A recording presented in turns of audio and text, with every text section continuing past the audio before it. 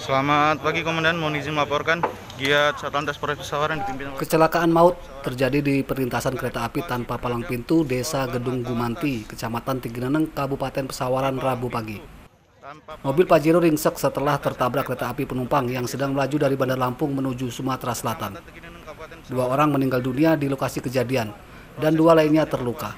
Korban meninggal dunia adalah pengemudi mobil bernama Faiz dan istrinya Umi Sanah. Korban luka bernama Toto Andrianto dan seorang bocah perempuan 6 tahun bernama Ainun. Kapolres Pesawaran AKBP Pratomo Widodo saat dihubungi melalui telepon mengatakan mobil dengan nomor polisi BE 7777 UMI terseret kereta api hingga puluhan meter. Kecelakaan diduga akibat pengemudi mobil tidak mengetahui kereta akan melintas. Seluruh korban jiwa dan luka dievakuasi ke Puskesmas Tigeneneng yang kemudian dirujuk ke Rumah Sakit Dinatar, Lampung Selatan. Sementara untuk mobil yang ringsek dievakuasi ke Pos Lantas Tigeneneng. Polisi mengimbau pengemudi supaya lebih berhati-hati saat akan melintas rel kereta api tanpa palang pintu. Ari Susanto melaporkan dari Pesawaran.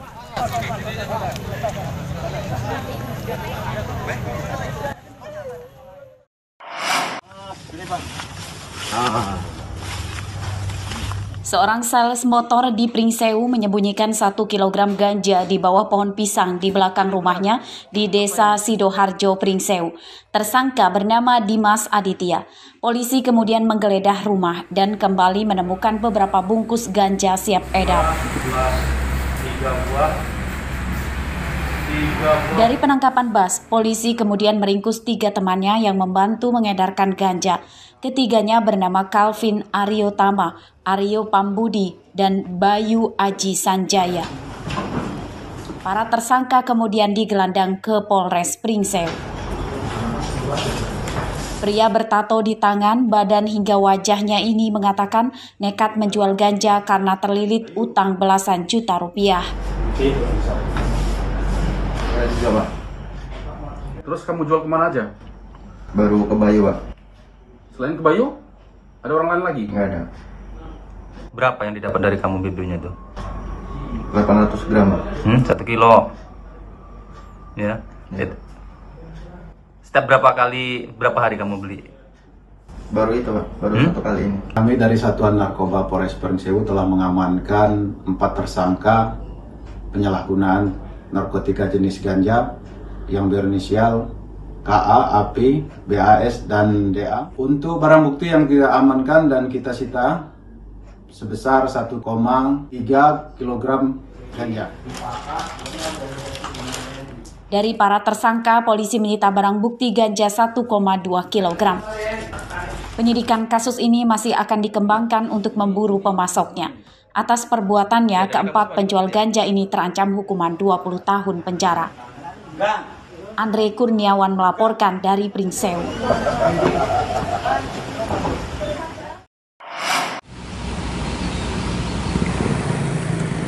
Polisi Lampung Utara Rabu siang menangkap Jailadi, buronan penimbun BBM bersubsidi di Desa Kalibalangan, Kecamatan Abung Selatan. Ia kabur saat akan dibawa ke kantor polisi dari rumahnya pada Selasa malam. Tersangka Jailani ditangkap di Lampung Barat. Ia kabur setelah berhasil membohongi polisi yang menangkapnya. Jailani kabur ke Lampung Barat dengan cara menumpang truk yang dicegatnya. Jailani kabur karena takut dipenjara. Jalan kaki atau gimana? Ya, kabur lari, sudah itu numpang mobil. Alasan om mau kabur itu apa? Ya, ketakutan lah. Seumur hidup saya nggak pernah terjadi kayak gitu. Terus tahu-tahu kita dijemput itu gimana? Ya, saya memang pas Babinsa kami ngomong, katanya mau suruh pulang, ya saya pulang. Tersangka sempat melarikan diri ke Kabupaten Lampung Barat dan kita berhasil mengamankan tersangka. Alasannya kabur? Ya, alasannya tadi setelah kita interogasi, dianya ketakutan ya, karena belum pernah menghadapi proses hukum sebelumnya. Ada tersangka lain selain? Sementara ini masih 1, tapi kita akan dalami terus. Kalau memang ada terlibatan yang lain, nanti kita akan kejar terus. Jailani kabur usai rumahnya yang dijadikan tempat penimbunan BBM digerebek polisi dan tentara. Dari rumah Jailani, polisi menyita ribuan liter BBM bersubsidi dalam jerigen. Tersangka mengatakan BBM itu dari membelinya di SPBU yang bekerja sama dengan pegawai SPBU. Tersangka terancam pasal 23 Undang-Undang Nomor 22 Tahun 2001 tentang minyak dan gas. Ancaman hukumannya 6 tahun penjara dan denda 10 miliar rupiah. Ardio Haba melaporkan dari Lampung Utara.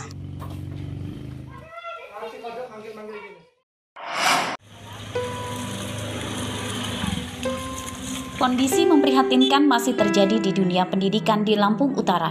SMP Negeri 2 Abung Timur Lampung Utara tidak mendapatkan murid baru selama 2 tahun. SMP Negeri 2 Abung Timur sekarang hanya memiliki murid kelas 7 saja. Itu pun jumlahnya hanya 20 murid. Sekarang tidak ada murid kelas 8 dan 9 di SMP ini.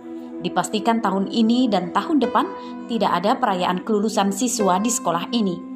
Menurut guru SMP Negeri 2 Abung Timur, terakhir kalinya meluluskan 27 siswanya pada 2021.